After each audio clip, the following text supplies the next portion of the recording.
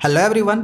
आज के इस वीडियो में हम क्लास 10 साइंस का chapter number 2 acid basis and salt से कुछ इंपॉर्टेंट एमसीक्यू क्वेश्चंस की प्रैक्टिस करेंगे, जो कि आपके एग्जामिनेशंस में 100% गारंटीड है कि क्वेश्चंस यहीं से आएगा। इससे आउट क्वेश्चन आपका और इस चैप्टर से एक भी नहीं जाने वाला है। तो अगर आपने इस 20 एमसीक्यू को कर लिया, जो कि अभी मैं आप लोग करवा रहा हूं, तो समझ लो आपका तैयारी बहुत ही अच्छे से हो चुका है और इससे ज़्यादा और कुछ भी आपको एमसीक्यू में करने का ज़रूरत नहीं पड़ेगा। इसके लॉन्ग शॉर्ट की वीडियो भी बहुत ही जल्दी आएगी, तब तक चैनल को सब्सक्राइब करके जरूर रख लेना। तो चलिए इसके सभी क्वेश्चंस एंड आंसर्स को हम एक एक करके समझते हैं। कमेंट करके आप भी ये बता सकते हो कि 20 में से आपने कितनों के सही जवाब दिए हैं। सबसे पहला क्वेश्चन है कि what is the formula of the salt form when sulphuric acid reacts with potassium hydroxide.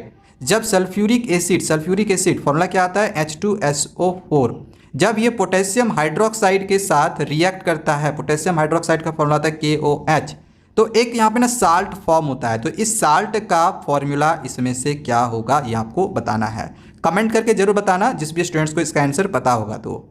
तो सबसे पहले मैं आपको यहाँ पे इसका रिएक्शन दिखा रहा हूँ। देखो ये सल्फ्यूरिक एसिड है, ये पोटेशियम हाइड्रोक्साइड है, तो इन दोनों के रिएक्शन से बनता है K2SO4 यानी पोटेशियम सल्फेट और वाटर।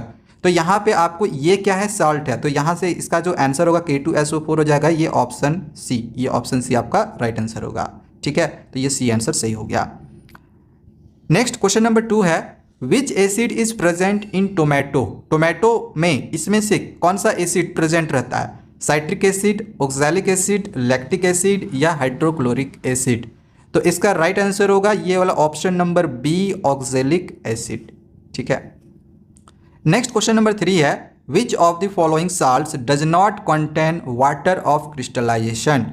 इसमें से किस साल्ट में वाटर ऑफ क्रिस्टलाइजेशन नहीं होता है, यानी कि H2O नहीं होता है। तो अगर हम इन सब का फॉर्मूला का बात करें तो ब्लू विट्रॉल का फॉर्मूला होता है CuSO4 × 5H2O, बेकिंग सोडा का फॉर्मूला होता है NaCO3, वॉशिंग सोडा का फॉर्मूला होता है Na2CO3 × 10H2O, जिप्सम का फॉर्मूला होता है CaSO4 × 2H2O। इन सब का फॉर्मूला को यहाँ पे हमने लिख दिया है। एग्जामिनेशंस में फॉर्मूला भी आता है, तो इसको आप याद कर सकते हो।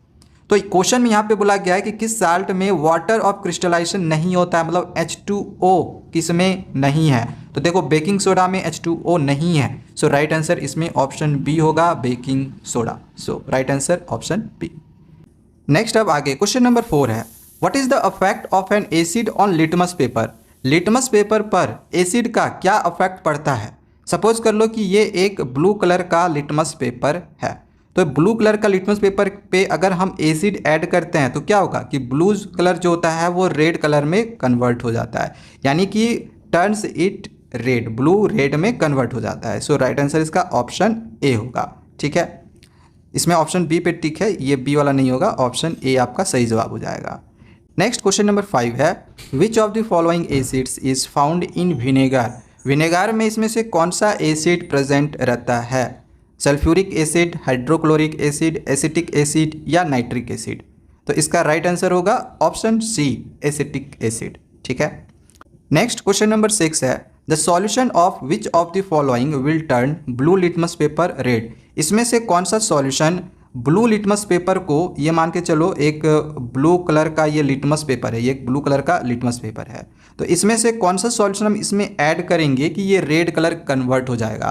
तो अभी मैंने ऊपर में आपको क्या बताया कि एसिड के कांटेक्ट में जो ब्लू कलर का लिटमस पेपर होता है वो रेड हो जाता है। तो बस हमें इसमें सिंपली पहचानना है कि इसमें से एसिड कौन सा है। तो एसिड ये वाला है, लिखा भी है हाइड्रोक्लोरिक एसिड। बाकी हाइड्रोक्साइड जो होता है वो तो बेस होता है ना, तो इसका राइट आंसर आपका ऑप्शन सी होगा।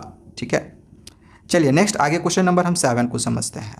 आप देखो 7 नंबर क्या है, what is the product of the reaction between N acid and a carbonate. Acid और कार्बोनेट का जब रिएक्शन होता है तो प्रोडक्ट में हमें इनमें से क्या मिलता है। तो इसका रिएक्शन देखो हमने दे दिया, एसिड और कार्बोनेट, मेटल कार्बोनेट हम ले लिए हैं, तो यहाँ पे हमें प्रोडक्ट में क्या मिल रहा है, साल्ट, वाटर और कार्बन डाइऑक्साइड। तो इसका आंसर ऑप्शन ए हो जाएगा, साल्ट, वाटर और कार्बन डाइऑक्साइड। ठीक है, so right answer option A होगा। नेक्स्ट क्वेश्चन नंबर 8 है which of the following is used in the manufacture of glass. Glass के मैन्युफैक्चर के लिए इसमें से हम किसका यूज करते हैं, सोडियम क्लोराइड का, कैल्शियम कार्बोनेट का, पोटेशियम क्लोराइड का या सोडियम सल्फेट का।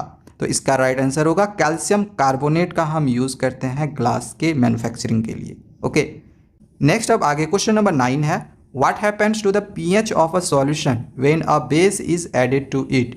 यदि किसी सॉल्यूशन में हम बेस ऐड करते हैं तो इसका pH क्या होगा, डिक्रीज होगा, सेम रहेगा, इंक्रीज होगा या न्यूट्रल हो जाएगा।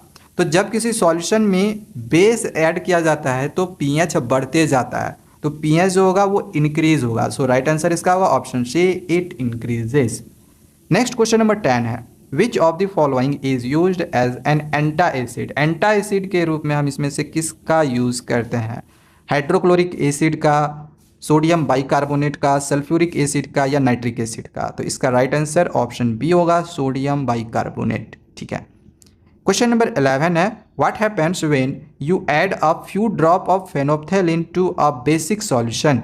किसी बेसिक सॉल्यूशन में अगर आप फेनोप्थेलिन का कुछ फ्यू ड्रॉप्स जो है आप अगर ऐड करते हो तो उस सॉल्यूशन का क्या होगा। अब मान के चलो ये एक बेसिक सॉल्यूशन है, ठीक है, ये एक बेसिक सॉल्यूशन है, इसमें अगर आप फेनोप्थेलिन ऐड कर दो तो क्या होगा। तो देखो बेस में जब फेनोप्थेलिन ऐड होता है तो ये इसका जो कलर होता है ये पिंक कलर का हो जाता है। ठीक है, तो इसका जो आंसर होगा ये ऑप्शन सी हो जाएगा कि द सॉल्यूशन टर्न्स पिंक, जो उसका सॉल्यूशन का जो कलर होगा वो पिंक में बदल जाएगा। ठीक है, so right answer option C हो गया। नेक्स्ट क्वेश्चन नंबर 12 है, which acid is used in car batteries. Car batteries में कौन से एसिड का इसमें से यूज़ किया जाता है, सल्फ्यूरिक एसिड का, हाइड्रोक्लोरिक एसिड का, एसिटिक एसिड का या नाइट्रिक एसिड का। राइट आंसर इसका ऑप्शन ए हो जाएगा, सल्फ्यूरिक एसिड का हम यूज़ करते हैं कार के बैटरीज में। क्वेश्चन नंबर 13 है, which of the following is an example of a weak acid. इसमें से कौन सा एक एग्जाम्पल है वीक एसिड का, hydrochloric acid, nitric acid, phosphoric acid या सल्फ्यूरिक एसिड। तो इसका राइट आंसर होगा ऑप्शन सी, फॉस्फोरिक एसिड, ये एक वीक एसिड है। ठीक है, so right answer option C हुआ। नेक्स्ट क्वेश्चन नंबर 14 है, what is the pH range of a strong base. Strong base का pH रेंज इनमें से क्या होगा। तो इतना पता होगा कि 7 जो होता है न्यूट्रल होता है, 7 से कम वाला एसिडिक होता है, 7 से ज़्यादा वाला बेसिक होता है। तो यहाँ पे देख रहे हैं 0 से 3 है, दैट मीन्स कि ये तो एसिडिक होगा। 4 से 6 है, ये भी 7 से कम है, यानी कि ये भी एसिडिक ही होगा। 7 जो होता है न्यूट्रल होता है, तो ये तो होगा नहीं। तो लास्ट ऑप्शन यही बच गया ना, 12 to 14। तो फिलहाल हमारे पास ऑप्शन यही बचा हुआ है, 12 to 14, तो यही राइट आंसर होगा। इससे ज़्यादा स्ट्रॉन्ग बेस 15 होता, इससे ज़्यादा 16 होता, ऐसे होता है। ठीक है, चलो नेक्स्ट आगे अब हम बढ़ते हैं क्वेश्चन नंबर 15 की ओर। तो इसका आंसर आपका ऑप्शन डी हुआ था, ठीक है ना। क्वेश्चन नंबर 15 है, which of the following is an example of a salt that is use to preserve food. इसमें से साल्ट का कौन सा एक एग्जाम्पल है जो कि फूड को प्रिजर्व करने के लिए इस्तेमाल किया जाता है, sodium chloride, sodium bicarbonate, calcium carbonate या पोटेशियम आयोडाइड। तो इसका राइट आंसर होगा sodium chloride, right answer option A होगा। नेक्स्ट क्वेश्चन नंबर 16 है, the substance used to detect the presence of acids and bases in a solution is known as. जैसे suppose करो कोई एक solution है तो ये एसिड है या बेस है, इसको पता करने के लिए जो सब्सटेंस हम यूज़ करते हैं वो क्या होता है, रिएजेंट होता है, इंडिकेटर होता है, सॉल्वेंट होता है या कैटलिस्ट होता है। तो राइट आंसर ऑप्शन बी होगा, इंडिकेटर होता है। इंडिकेटर से हम पता करते हैं कि कौन सा एसिड है या कौन सा बेस है ना। तो राइट आंसर ऑप्शन बी होगा। क्वेश्चन नंबर 17 है, what is the main use of sodium hydroxide in industries. Sodium hydroxide का इंडस्ट्रीज में मेन यूज इसमें से क्या है। तो राइट आंसर इसका होगा in the manufacturing of soap. Soap की मैन्युफैक्चरिंग के लिए हम लोग सोडियम हाइड्रोक्साइड का इंडस्ट्रीज में यूज करते हैं। नेक्स्ट अब आगे क्वेश्चन नंबर 18 है, what happens when an acidic solution is added to a base. Suppose कर लो ये एक बेस है, अब इस बेस में अगर हम कोई एसिडिक सॉल्यूशन डालेंगे तो इनमें से क्या होगा। अब देखो pH न्यूट्रल तो 7 होता है, इतना पता है, 7 से कम वाला एसिडिक होता है, 7 से ज़्यादा वाला बेसिक होता है। तो फिलहाल अभी मान के चलो ये बेस है, ठीक है, ये मान के चलो एक बेसिक सॉल्यूशन है। अब इसमें अगर हम एसिड डाल रहे हैं तो एसिड डालने से इसका pH क्या होगा, घटते जाएगा। बेस में एसिड डालोगे तो pH घटेगा।